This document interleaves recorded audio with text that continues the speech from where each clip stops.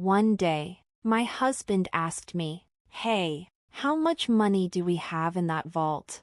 I chuckled and replied, probably around $500,000 in total now.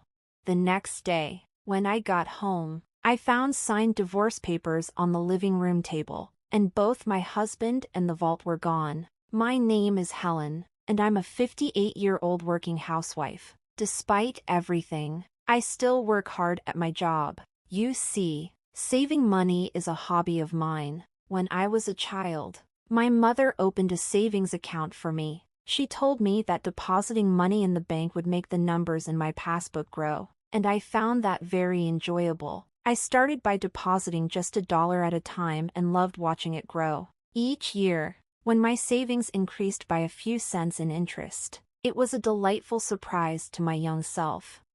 Being fond of money and how it works, I became a financial planner and gave advice on asset management. One day, a college friend told me about an old childhood friend who was in serious trouble due to debt. They asked if I could give him some advice, so I decided to meet with them. This old friend was a handsome man with a refreshing smile. My friend explained that despite his looks, he loved gambling and was struggling to make ends meet. I thought I might have some good advice for him.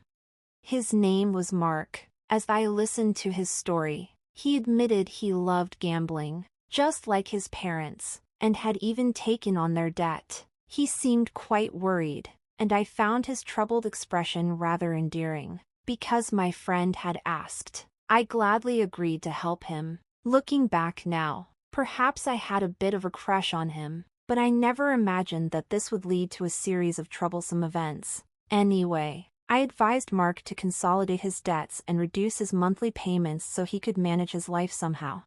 Not long after, Mark and I started dating. My friend opposed it, saying, I wouldn't recommend being with him, but we went ahead and got married. I thought that getting married would help us face Mark's debt together. My income was pretty good for my age group, so most of Mark's income went toward his debt. I made sure he cut ties with his parents to prevent the debt from increasing further, and I gave Mark a monthly allowance of $500.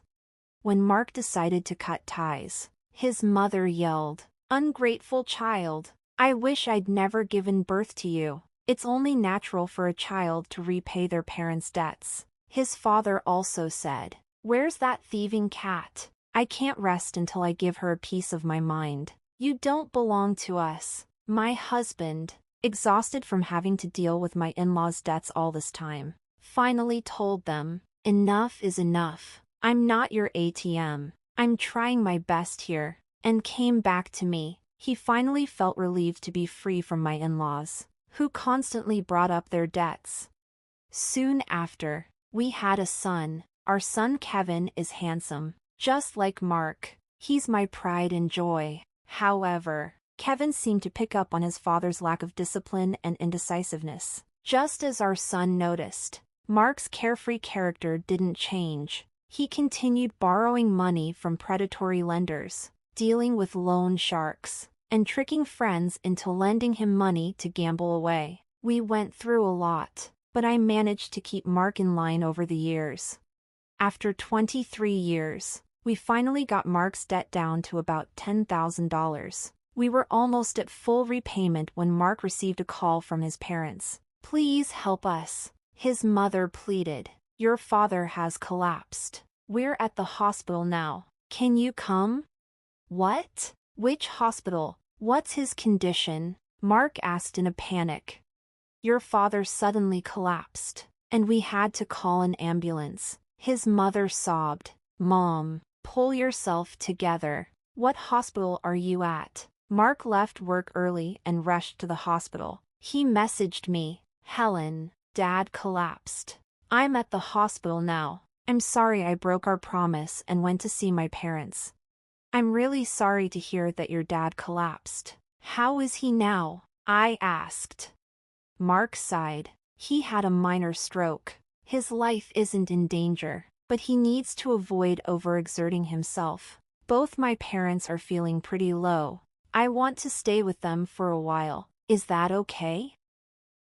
"Of course, honey. I replied. Go and comfort them. Should I come too? No, it's okay. You're busy with work, and they might treat you poorly again, Mark said. I gave Mark a little extra money for hospital visits. They probably couldn't pay for the hospital fees. Since then, Mark seemed to visit his parents often. Each time, he took $200 or $300 from me. I guessed my in-laws were struggling financially and were taking a bit from Mark. It amounted to around $1,000 to $2,000 a month, but I let it slide for now. A year has passed since my father-in-law collapsed. Both my in-laws have aged, and I guess they wanted someone to lean on. My hobby, as always, is saving money. One day, I took out my bank book from the vault with a grin. Mark, who usually wasn't interested in me, stared at me and asked, "Hey, how much money do we have in that bank account you always look at so happily?" "It's about $500,000 now," I answered casually. But the next morning, I found a filled-out divorce form left in the living room, and both Mark and the safe were gone. As I was having breakfast, I couldn't help but smile. I knew Mark had been eyeing the money in the vault. Moreover, he had planned to take the entire vault. He's really not smart, but imagining him carrying the whole thing almost made me burst out laughing. We have a black cat named Luna, and we've installed a pet camera to watch her. Luna's adorable antics are the highlights of my day. I watch the camera during my lunch breaks, no matter when I look. My child is just adorable. One day, as I switched on the camera, there they were in our living room on a weekday, my in-laws and my husband, Mark. They were having an unbelievable conversation. "Oh, you're living in such a nice house, Mark. Having a good salary makes your mother so proud," my mother-in-law said, flattering my husband. "Indeed, I am proud," Mark's father added. "You know, I make a pretty decent salary myself, but Helen takes all of it, so I only get an allowance of $500 a month," Mark said. "Oh, you poor thing. You've been working so hard. Your mother understands," they consoled him. "I can't believe she takes all your salary and gives you only $500 a month. That's outrageous. You should be getting more. Why are you obeying such a tyrant like Helen? You could be living much better on your own. You're our pride, Mark. You could have saved hundreds of thousands by now, but she's just exploiting you. You poor thing." My mother-in-law began to sob. "Yeah, I've been thinking the same thing. You guys are right," Mark agreed. "What is he talking about?" He seemed to have completely forgotten that I've been working hard to pay off his debt. I wondered what was going on inside their heads. In the past, Mark had been burdened with debt from his parents and had to give them cash every month, making it difficult for him to get by. Now, she has a bank book with tons of savings stashed away. "It's not fair that I only get $500, Mark complained. The moment he said that, my in-laws' eyes lit up. They exchanged glances. "So how much is in the bank book?" They leaned in eagerly, awaiting his answer. Last I heard, I think it was around $400K or $500,000, Mark said. "Mark, isn't that money rightfully yours?" they asked. "It might not match the effort you've put in, but isn't it money you should be receiving?" "Yeah, I guess you're right. I'm starting to think the same thing," Mark conceded. Despite his good looks, Mark is indecisive and easily influenced by others. I used to find this indecisiveness endearing and devoted myself to him wholeheartedly. We've managed to reduce his nearly $200,000 debt down to $10,000. Yet it looks like he's being manipulated by his parents again, and they're about to touch my precious savings. Seeing this scene was so pathetic. I was at my desk at work, tears streaming down my face as I held my phone. I've been putting aside my living expenses for Mart, using his income mostly to pay off the debt. On top of that, I was providing him with an allowance of $500 out of my own pocket. Despite explaining this to Mark, it seems he's completely forgotten. What have these past 23 years been for? I felt so sad and pitiful. My heart ached as if I was drowning in my own tears. I felt like I was disappearing, on the verge of breaking, but I made sure to record the conversation and sent the data to my son. That day, I left work early due to sickness. I went to my usual bar and drank heavily, spilling out everything to the bartender. In such a state, the bartender comforted me gently. He casually said, "Why do you grieve for such a person? You did nothing wrong. There's no need to live for them. Live for yourself." At that moment, all my intoxication and love for my husband faded. "Thank you, sir. Next time, we'll share a pleasant dream." I went back home after saying that to the bartender. Entering my study, I began to think, how would I steal the bank book inside that vault? I couldn't even begin to imagine, but I needed to devise a plan. I will show them hell. They shouldn't underestimate me. I concentrated harder than usual. Gathering evidence was the first step. From then on, I frequently checked the pet camera every day. Then the ugly truths began to surface. My husband was bringing home a young woman during his supposed work hours. It seemed like he was bringing her over about 3 times a week. I couldn't believe I had to witness my husband's infidelity when all I wanted was to watch our cat, Luna. Luna also seemed to be scared and wouldn't show up. They ruined my precious relaxation time. No more than that. They betrayed me, which I can't forgive. One day, I'll punish them severely. One day, while I was working, I activated the pet camera. This time, it wasn't the woman my husband was having an affair with, but my in-laws were at our house again. "So, is everything arranged to take that bank book from Helen?" they said with an unpleasant grin. "You're smart. You must have thought of something, right?" "Yeah, I thought about it. I'm thinking of taking the entire vault. It'll be easy." "Hey, that vault is quite heavy. Are you sure you can do it?" "I'll be fine. I'll load it on a cart. Help me out, Dad." "All right. I'll assist you anytime." The safe weighed about 120 pounds, as I suspected. My husband Mark was good-looking but not very smart. I pledged in my heart once again to drag these people down to the depths of hell. "If we have that money from the bank book, we can go to the casino as a family. We can live as a family of 3 again." "That's right. Let's live happily with the money from that bank book. Right, Mark?" "Yeah, but I do feel a little bad about Helen. She was saving up so happily." "You can't be so weak-willed. We're doing this for your happiness, remember?" "Right. I'll be happy. Besides, you found a new wife, haven't you?" "Quickly divorce that woman. I have to divorce for her sake as well. I'll leave the divorce papers here." "That's right. We're waiting for the money from that bank book and the new wife." "So, I'm going to be divorced. Well, I guess that makes sense." I found myself strangely accepting. But just how down bad are these people for some money? I was sipping coffee at my office desk, recording the scene on my phone screen. I wasn't even upset or sad anymore. If they had such intentions, so did I. I was going to show them all hell. I was fired up, and then the day finally came. "Hey, how much money is in that passbook in the vault? You always seem so happy when you're looking at it." "Right now, there's about $500,000 in there."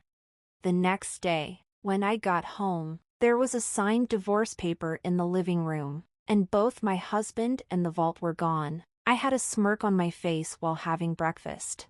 I acted quickly afterward. I immediately filed the divorce papers and contacted my son.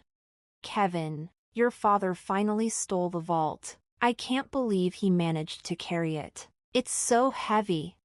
"Mom, I think it's about time you end things with Dad. By the way, did he take everything in the vault too?" "Actually, I moved all the money to online banking. The passbook is essentially worthless now. The most valuable thing might have been the safe itself since it was so heavy." Oh, by the way, I've already filed the divorce papers. Now, I'm thinking about filing a police report. What do you think? You should file a police report, and it would be best to hire a lawyer.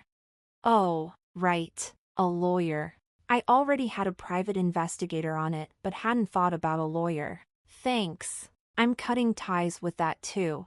Kevin seemed exasperated.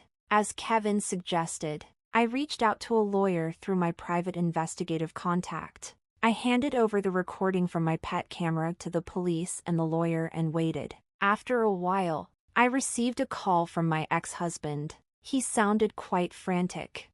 What the hell? The passbook is empty. What happened to the $500,000? You tricked me. That was my money. Where is it? Tell me now, or I'm going back to the house and abandoning your cat. Luna.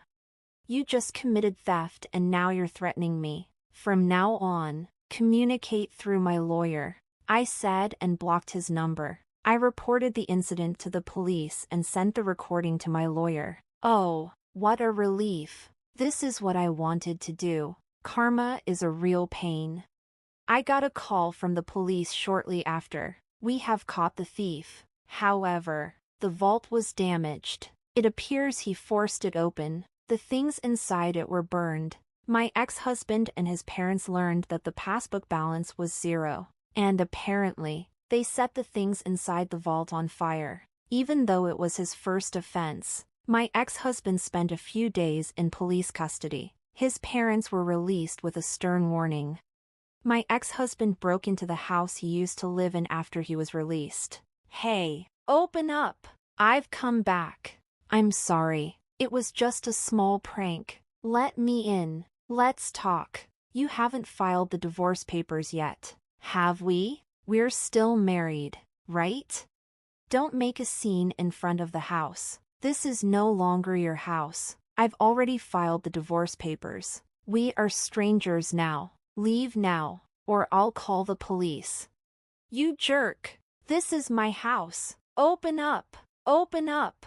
I called the police when he started causing a scene. 10 minutes later, he was taken away by the police again. I then called my lawyer, explained what happened, and had him start the process of getting a restraining order. Afterward, I asked my lawyer to sue for emotional distress due to infidelity. The lawyer said we might not get much money from his broke family, but none of that really matters. I'm definitely going to demand alimony. It seems the reason he broke into our house was because he was discarded by his mistress and apparently wanted to get back with me. His mistress promptly transferred $10,000 in alimony and seemed to have fled. It seems they split after the vault incident. When the money runs out, so does the love. I'm sure he was enticed by my $500,000. My underpaid ex-husband, who still has $10,000 in debt, and his gambling-addicted parents seem to be struggling with daily life. He appeared to be living in an old single-room apartment without a bath, constantly quarreling among the three of them. This information came from my lawyer.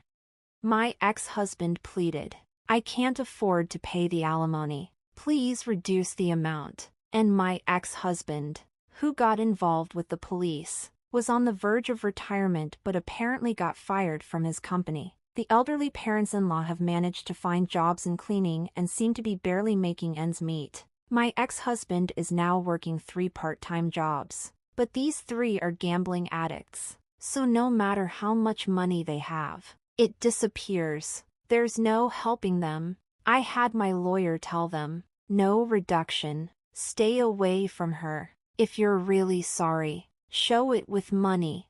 If he had stayed with me, he had planned to end the remaining $10,000 debt by the time he retired, but he fell for the sweet talk of his gambling-addicted parents-in-law at the end. How foolish. This $500,000 is an accumulation of my savings that I have started building from a very young age. I find it enjoyable to save small change. There's just something fun about updating the bank book. So, I think I'll start a new bank book. Right now, I'm living a relaxed life with my black cat, Luna. My son visits occasionally and tells me about his girlfriend. This time, I'm going to spend time for myself. I need to buy a new vault. One that's so big that a person can't carry it. Right, Luna? I am the happiest I've ever been.